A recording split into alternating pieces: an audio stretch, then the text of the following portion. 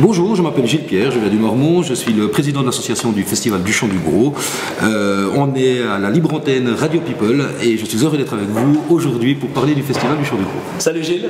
Hello. On est ici chez Quiquet, au Peupet. Chez l'Antoine Fluc, exactement. Hein, voilà, ça choque personne, mais quand on vient du canton de Vaud, il faut savoir et tout. C'est parce que je viens d'ici que je sais ça, ici, juste là-bas, à quoi, à kilomètre d'ici, on va dire ça comme ça? Ouais, même moins, même vol d'oiseau, 500 mètres, on va dire. À vol d'oiseau, il y a un peu de neige là et tout, puisqu'on est au mois de février 2014. Ici, c'est le Festival du Chant du Gros. Toi, tu fais partie de l'équipe de base, ceux qui ont pensé, ceux qui ont eu une idée, ceux qui ont commencé sur un char à foin avec Antoine Fluc qui jouait avec ses Schwytzoises et tout. Tu vas me raconter cette histoire-là, mais avant tout ça, on va parler de toi, on va faire connaissance avec toi. Raconte-moi l'enfance, d'où viens-tu? Tu viens ici du Noirmont, toi. D'où viens-tu, l'enfance, l'environnement familial? Et on commence par le début. D'accord, ça marche. Bah voilà, moi je suis né en 1972 au Noirmont, enfin au Noirmont, à la Chaux-de-Fonds plus précisément, mais j'ai vécu toute ma jeunesse au Noirmont, dans un petit village de 1500 habitants. Toujours passionné par le sport, par la musique. J'ai fait longtemps de la fanfare. C'est vrai, quand on vient de petits villages comme ça, il y a pas mal d'associations sur lesquelles on se retrouve, que ce soit de la gym, que ce soit de la fanfare, que ce soit du foot. Quel instrument la fanfare? Le trombone, pendant assez longtemps d'ailleurs. Après, j'ai quitté la fanfare et j'ai joué avec un groupe qui s'appelait les Talus, qui venait de Tramelan, où là c'était la grande fête, où on jouait, c'était un peu style Mano Negra, très festif. Et puis, des propres compositions ou non? Seulement des reprises ou bien? Ouais, que des propres compositions. Ah ouais, donc c'était pas l'histoire des reprises, non? Non, c'était vraiment un groupe. Qui composait, comment? Raconte-moi un petit peu. C'était quelqu'un qui s'appelait Roro Guitare, en fait, qui composait les morceaux, et puis Alain Grouet qui faisait pas mal les paroles, et puis on était une formation, on était 7 personnes, et puis on a pas mal tourné en Suisse, un petit peu à l'étranger. Enfin, c'était la vie de saltimbanque, mais on s'est éclaté comme des fous à cette époque-là. T'avais quel âge?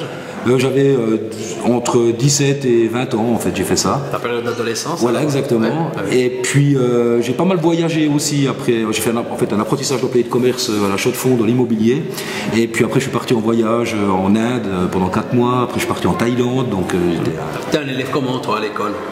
J'étais un élève assez perturbé, qui aimait bien quand la sonnette retentissait et puis qu'on pouvait aller justement toucher du ballon dans la cour de récréation.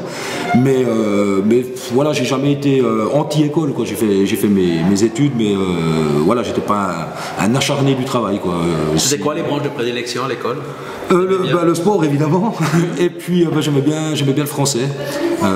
Du coup, les rédactions ou les élocutions, là ça se passait. Composition, ça se passait bien. Ouais. Qu'est-ce qui se passe pour toi? Qu'est-ce que tu vas faire? Qu'est-ce que tu entreprends pour la suite en sortant de l'école? En fait, là, moi j'étais vraiment fou de sport, comme je l'ai dit avant, et puis j'avais envie d'être prof de sport, donc malheureusement j'avais pas les notes suffisantes pour aller au gymnase et puis ensuite à l'Uni pour être prof de sport. Il y avait Macolin qui était une possibilité, et puis du coup mes parents évidemment me poussaient vraiment pour avoir un CFC, et puis du coup je me suis dirigé sur apprenti employé de commerce dans l'immobilier. Donc là j'ai bossé à Peseux dans l'immobilier pendant 3 ans pour obtenir mon CFC d'employé de commerce. J'étais pas super motivé à être employé de commerce. D'un autre côté, je remercie peut-être les gens qui m'ont poussé à faire ça chaque jour maintenant, parce que ça rend vraiment service de savoir taper à la machine, de savoir composer, d'avoir l'esprit d'initiative. C'est une bonne base en fait pour après créer un festival ou une association ou enfin être dans le business. Et puis on allait dans ce bistrot, donc le café de l'Union, où c'est qu'on jouait à la carambole, on jouait au flipper, on s'éclatait au baby-foot, et puis après on allait à la trappe, qui était la discothèque à Seigneur-Légier. Et puis là c'était vraiment le rendez-vous de tous les francs montagnards. On allait faire la noce. Tout le monde se connaissait. Tout le monde se connaissait. On finissait sur le toit à 3h du matin, 4h du matin, on rentrait tranquille. La grosse noce. La grosse noce, voilà. Cet esprit festif à ce moment-là, à cette époque-là, comment c'est par rapport à maintenant? C'était comment ces soirées-là? Raconte-moi. C'était peut-être plus insouciant que maintenant. Maintenant je pense qu'en fait, en tout cas moi je ferais nettement plus attention et je ne ferais pas ce qu'on a fait à cette époque-là, où on se laissait complètement aller, où il y avait beaucoup plus de liberté, il me semble, dans les contrôles de... Il y avait des voitures voitures sans ceinture et puis voilà, il y avait des voitures dans des états terribles. Tout à fait, on savait que, je devrais jamais dire ça, mais qu'on avait plus de chances de croiser les policiers au bar qu'au bord de la route. Donc c'était une époque plutôt sympa, baba cool, tout le monde se tutoyait, voilà, j'ai pas de regrets par rapport à cette époque parce que tout a évolué, mais c'était une belle époque quand même. Ouais, alors tu es assez proche de ce qui s'est effectivement passé.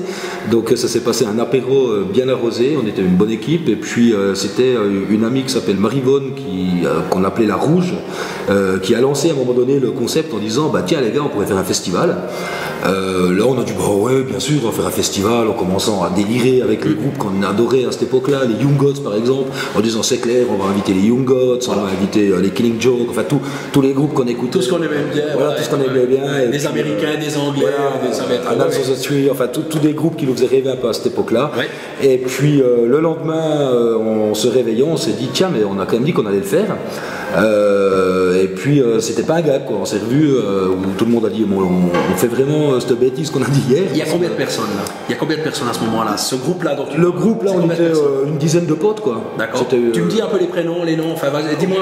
Ouais, il y avait Mathias, il y avait Petit Gay, il y avait La Rouge, il y avait Gogo, il y avait Tété, il y avait ouais, j'ai plus tous les noms mais c'était vraiment Vous êtes tous du Noirmont? Ouais, toute une équipe du Noirmont voilà. Où on se retrouvait voilà, tous les week-ends, on faisait la noce ensemble, et puis il y avait Grand Gay aussi, il y avait Goumi, enfin ouais, c'était vraiment l'équipe où on faisait l'apéro ensemble, on faisait la noce ensemble, et puis là c'est parti sur ce délire de monter ce festival.